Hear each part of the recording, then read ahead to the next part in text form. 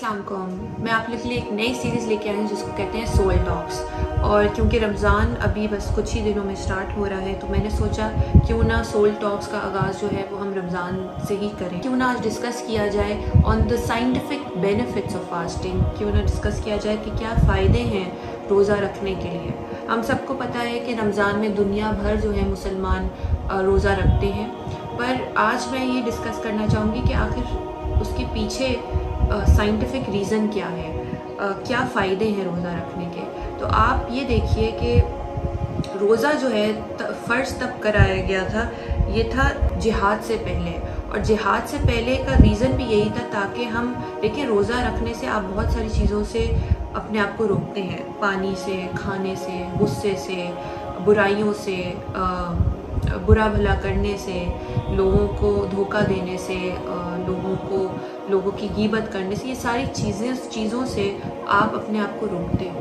तो जो रोज़ों का आगाज़ हुआ था वो तभी हुआ था जिहाद से पहले। उसकी वजह ये थी कि जब तक आप अपने नफ्स का जिहाद नहीं करोगे, जब तक आप अपने आप के हिसाब से अपनी नफ्स का जिहाद नहीं करोगे, तब तक आप दूसरों से क्या लड़ोगे, तब तक आप दूसरों से जंग क्या करोगे।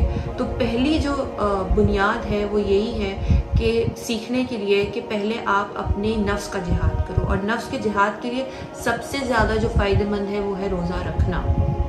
रोज़े रखने से आप बहुत कुछ सीखते हो, बर्दाश्त करना सीखते हो। जब आपको भूख लगती है और खाना आगे होता है और आपको पता है कि आपका रोज़ा है तो आप बर्दाश्त करते हो। तो आप रोज़ा इसलिए रखते हो, यहाँ पे दो आपके सामने खाना मौजूद है लेकिन आप फिर भी उससे परहेज़ करते हो। तो ये जो चीज़ें हैं ये आपके अंदर बर्दाश्त लेके आती है, सब्र लेके आती है, आपके अंदर हमदर्दी लेके आती है। आप जब ये देखते हो कि आपको एहसास होता है गरीबों का, उन लोगों का जिनके आगे शायद कोई 2 वक्त की या 1 वक्त की भी रोटी नहीं होती। तो ये सारी चीज़ें आपके अंदर एक एहसास दिलाती हैं कि दूसरों का दर्द समझना, दूसरों के दर्द को पहचानना और उनके लिए कुछ करना। इसके साथ साथ अगर मैं ये डिस्कस करूँ यहाँ पे, तो आप अगर ऑब्ज़र्व करें यहाँ पे तो आपको पता चलेगा कि जो पहला मरहला होता है, जब भी हम रोज़ा रमज़ान में रखते हैं तो जो पहला मरहला होता है कुछ दिन या मे बी 1 हफ़्ता, तो आपके सर में भी दर्द होगा, आपको नौज़िया होगा, एनर्जी बहुत वीक होगी, काम करने का दिल नहीं करेगा। क्योंकि यहाँ पे आपकी बॉडी जो है वो स्टार्ट कर रही है इंफॉर्मेशन को रीड करना।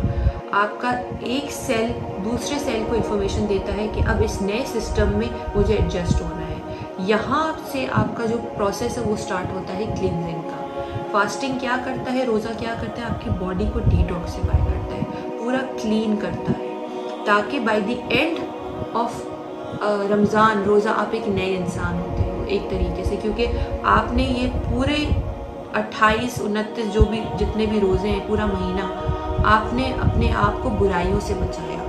आपने अपने अंदर एक नई चीज़ पैदा की जिसको सब्र कहते हैं, बर्दाश्त कहते हैं, हमदर्दी कहते हैं, दूसरों का एहसास करना, अपने से जो नीचे लोग हैं उनके लिए दर्द को समझना, उनका दर्द समझना और उनके लिए कुछ करना। तो फिर दूसरा स्टेज आता है जहाँ पे अब आपका सिस्टम जो है वो स्टार्ट कर चुका है डिटॉक्सिफाई करने के लिए। अब वो क्लिनजिंग का प्रोसेस स्टार्ट हो चुका है। तो यहाँ पे इस स्टेज पे आपकी बॉडी जो है वो अब एक नए सिस्टम में एडजस्ट हो रही है, ठीक है। और फिर थर्ड आता है जहाँ पे आपकी बॉडी जो है थर्ड स्टेज में पूरी डिटॉक्सिफाई हो जाती है, पूरी क्लीन हो जाती है।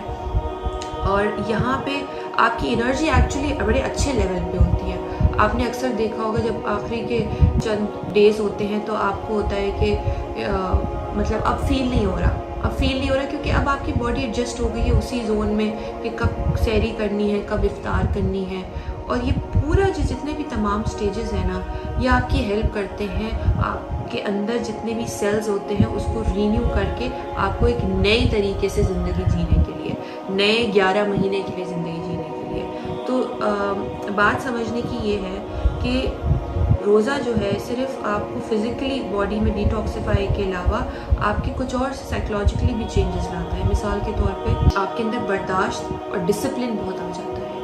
आप ज़िंदगी में डिसिप्लिन हो जाते हैं। आप अपनी ज़िंदगी में जो है अपने आप को सेल्फ मैनेज बड़े अच्छे तरीके से कर सकते हैं। तो एक रिसर्च हुई थी 2013 में मेरा ख्याल है, एनिमल्स के ऊपर, चूहों के ऊपर, तो उनको फास्टिंग पे लगाया हुआ था और डिटेक्ट करने के लिए कि क्या बिहेवियरल चेंजेस होते हैं। तो पता ये चला कि उसके अलावा, उन चेंजेस के अलावा उनके अंदर एक नई चीज़ आई जिनसे उनकी मेमोरी इम्प्रूव हुई, उनका ब्रेन फंक्शन इम्प्रूव हुआ। तो ना कि ये सिर्फ यही फ़वाइद हैं, बल्कि इसके अलावा आपका ब्रेन फंक्शन इम्प्रूव होता है। अगर आप डायबिटीज़ है या आपको ख़तरा है डायबिटीज़ का, फास्टिंग आपकी ब्लड शुगर लेवल्स को कंट्रोल करता है। अगर आपको हार्ट पेशेंट है या आपकी फैमिली में है, तो फास्टिंग जो है, अगर आप ऑल्टरनेट डेज भी फास्टिंग करते हैं तो आपकी जो कोलेस्ट्रॉल लेवल्स हैं, आपके जो ब्लड प्रेशर है, उसको जो है ये ऑप्टिमम नॉमिनल लेवल पे लेके आता है। So these are all the benefits. ये बहुत सारे बेनिफिट्स हैं, बल्कि मैंने मेरा ख्याल है कम ही बताए हैं, इसके अलावा भी बहुत सारे हैं। तो maybe in the next video और सो हम उस पर डिस्कस करेंगे।